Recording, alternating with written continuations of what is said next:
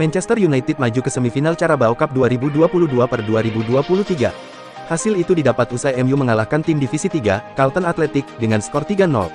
Laga MU vs Charlton dilangsungkan di Old Trafford pada Rabu tanggal 11 Januari tahun 2023 dini hari WIB. Anthony membuka keunggulan MU di babak pertama. Dua gol tambahan setan merah baru tercipta di menit-menit akhir dari Marcus Rashford, yang masuk sebagai pemain pengganti. MU menciptakan peluang pertama di menit ke-7.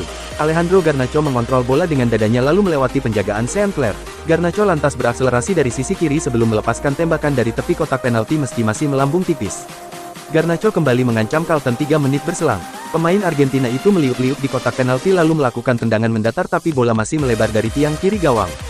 Kebuntuan MU terpecah di menit ke-21. Sodoran pendek Fred diterima Anthony di depan kotak penalti Charlton. Anthony kemudian melepaskan tembakan kaki kiri melengkung yang sukses bersarang di sudut atas gawang untuk mengubah skor menjadi 1-0. Peluang lain terlahir untuk MU. Fred mengeksekusi tembakan bebas, bola melambung di atas pagar hidup Charlton lalu mengenai tiang gawang. Charlton mengandalkan serangan-serangan balik tapi kesulitan di bola terakhir. Keunggulan MU tidak berubah sampai akhir babak pertama. Setelah turun minum, MU mengancam lagi. Umpan Fred kepada Anthony di sisi kanan diakhiri dengan tembakan mendatar dari luar kotak penalti. Bola sedikit melebar dari tiang gawang Charlton. Garnacho terbebas di depan lalu melepaskan tembakan keras dari luar kotak penalti. Kiper Ashley Maynard-Brewer membuat penyelamatan gemilang. Setelahnya kerjasama Garnacho dan Christian Eriksen diakhiri dengan umpan silang ke depan gawang Charlton tapi tidak ada pemainmu yang menyambut. Charlton membahayakan gawang MU di menit ke-73.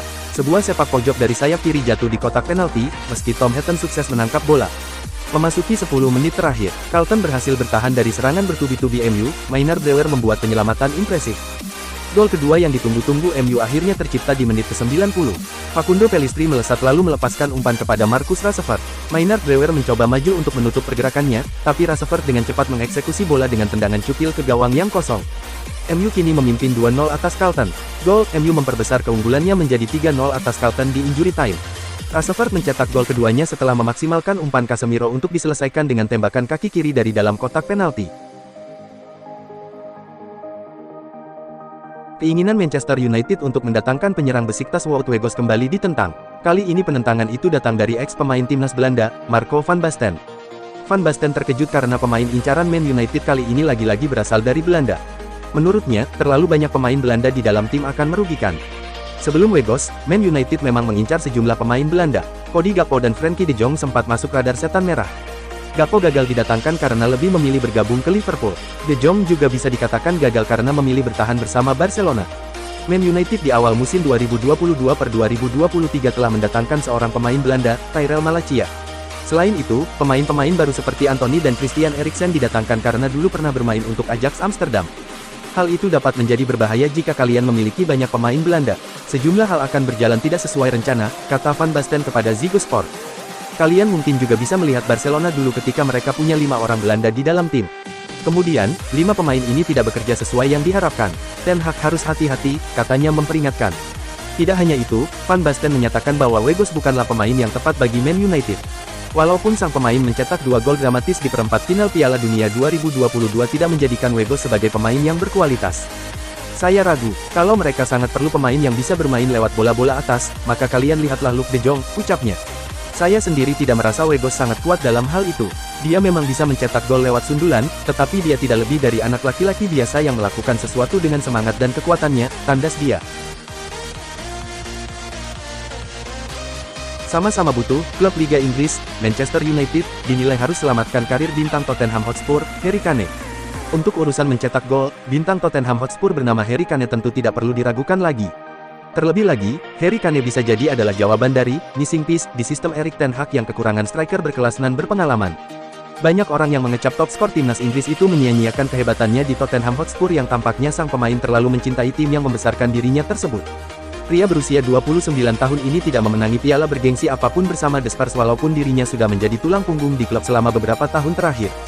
Dari 412 pertandingan di semua ajang, Harry Kane sudah mencatatkan 265 gol dan 62 assist yang membuktikan dirinya adalah striker berkelas dunia. Sementara itu, ESPN melaporkan bahwa Erik ten Hag menginginkan penyerang tengah yang bisa menawarkan hal berbeda dari yang dia punyai di Manchester United. Tentu saja profil kapten timnas Inggris itu cocok dengan apa yang dicari Erik ten Hag apalagi kontrak sang pemain bersama Tottenham bakal habis Juni tahun 2024 mendatang. Hal ini bisa dimanfaatkan oleh Manchester United untuk memboyong Harry Kane, yang pastinya haus akan gelar juara. Sementara itu, Manchester United tengah dalam laju tren positif kali ini bersama Erik ten Hag yang mana setan merah baru kalah sekali dalam 17 pertandingan terakhir. Jika Man United bisa menjaga konsistensinya niscaya gelar juara bakal bisa segera disabet oleh Erik ten Hag dan untuk mewujudkan hal itu, setan merah perlu striker mematikan yang ada dalam diri Harry Kane. Akan tetapi, Manchester United dapat mewujudkan hal itu di bursa transfer musim panas mendatang mengingat sangat jarang striker apik yang pindah di musim dingin. Ada rumor beredar mengenai rencana transfer Manchester United. Setan merah memutuskan untuk fokus mendatangkan Victor Osimhen ke Old Trafford. Dilansir Manchester Evening News, MU masih akan berburu striker baru setelah mendapatkan jasa Weghorst. Setan merah akan menjajal merekrut Victor Osimhen dari Napoli. Menurut laporan tersebut, Manchester United punya alasan yang kuat mengapa mereka masih mengincar Osimhen usai mendapatkan Weghorst. Ini disebabkan Weghorst hanya direkrut sebagai penyerang sementara bagi United. Erik ten Hag hanya memproyeksikannya hingga musim panas nanti membela scout setan merah. Di sisi lain ia butuh penyerang yang bisa jadi tumpuan masa depan tim mereka. Itulah mengapa setan merah ingin mengamankan jasa Osimhen sebagai striker masa depan mereka. Laporan Man juga mengklaim bahwa setan merah akan memprioritaskan Osimhen sebagai striker baru mereka di musim panas nanti. Erik ten Hag sangat menyukai sang striker. Gaya bermainnya dianggap sesuai dengan kebutuhan Manchester United saat ini. Ia juga masih muda sehingga ia bisa bertahun-tahun memperkuat lini serang setan merah. Manchester United harus siap keluar uang yang sangat banyak jika ingin mengamankan jasa Osimhen. Napoli dilaporkan hanya mau berpisah dengan sang striker dengan tebusan 120 juta euro di musim panas nanti.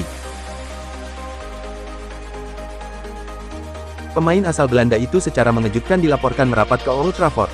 Kedatangannya menawarkan kualitas untuk membuat pengaruh besar. Klub telah membeli sejumlah pemain yang tidak terbayangkan dalam beberapa tahun terakhir yang belum cukup bagus, ucap Erik ten Hag dalam edisi Natal majalah Football International. Kebanyakan pembelian dengan kemampuan rata-rata, dan, di United, rata-rata tidak cukup bagus, tutur mantan bos Ajax itu. Seragam United sangat berat, hanya pribadi-pribadi sejati, yang bisa tampil di bawah tekanan besar, yang bisa bermain di sini, tambahnya. Hanya beberapa jam setelah kutipan penting manajer Manchester United tersebar di media Inggris, pemain pinjaman Burnley, Wout Weghorst, muncul sebagai target transfer nomor 1 setan merah. Ten Hag telah membahas bagaimana permainan yang bagus sejak kedatangan di Old Trafford, menekankan pentingnya mengembalikan identitas inti tim sambil menuntut standar setinggi mungkin di seluruh lapangan. Kami membutuhkan kepribadian, itu sebabnya akuisisi Casemiro sangat penting. Bersama Rafael Varane, kami kini memiliki pemain kedua yang memiliki pengalaman memenangkan gelar, ujar pelatih asal Belanda itu. Tyrell Malacia, Lisandro Martinez, Casemiro, Anthony semuanya petarung. Sementara Christian Eriksen adalah seorang pemain dengan teknik dan kepribadian yang hebat. Kami menginginkan yang terbaik dari yang terbaik. Setiap pemain yang kami bawa ke klub ini harus memenuhi standar tertinggi, imbuhnya. Sejumlah fans netral tentu akan setuju bahwa Weghorst termasuk dalam kategori tersebut.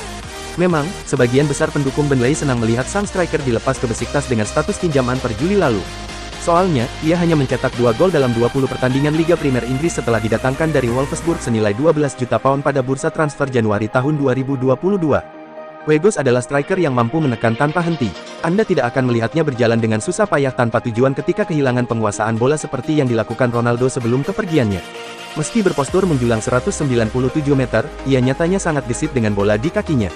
Man United belajar betapa mahirnya Weghorst secara teknis, saat dia menghasilkan aksi apik untuk menghindari Harry Maguire dan Scott McTominay sebelum memberi assist kepada Jay Rodriguez untuk mencetak gol Burnley dalam hasil imbang 1-1 di Turf Moor, musim lalu.